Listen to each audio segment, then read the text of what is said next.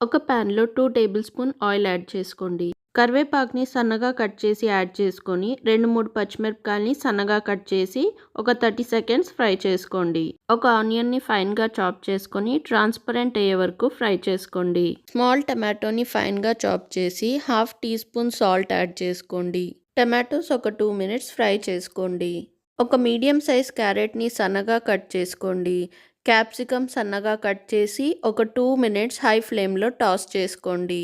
1 teaspoon red chilli powder, 1 teaspoon coriander powder, 1 teaspoon pav bhaji masala add చేసి 1 minute fry చేసుకోండి.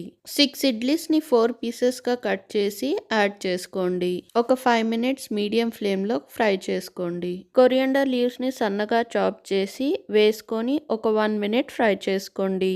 ఒక 4-5 Amul cheese క్యూబ్స్‌ని great చేసి add చేసుకోండి. మూత పెట్టి లో ఫ్లేమ్ మీద చీజ్ మెల్ట్ అయ్యే వరకు కుక్ చేసుకోండి. చీజ్ మంచిగా మెల్ట్ అయ్యాక కొంచెం ఆరిగానోని స్ప్రింకిల్ చేసుకొని కొన్ని చిల్లీ ఫ్లేక్స్‌ని స్ప్రింకిల్ చేసుకొని స్టవ్ ఆఫ్ చేసుకోండి.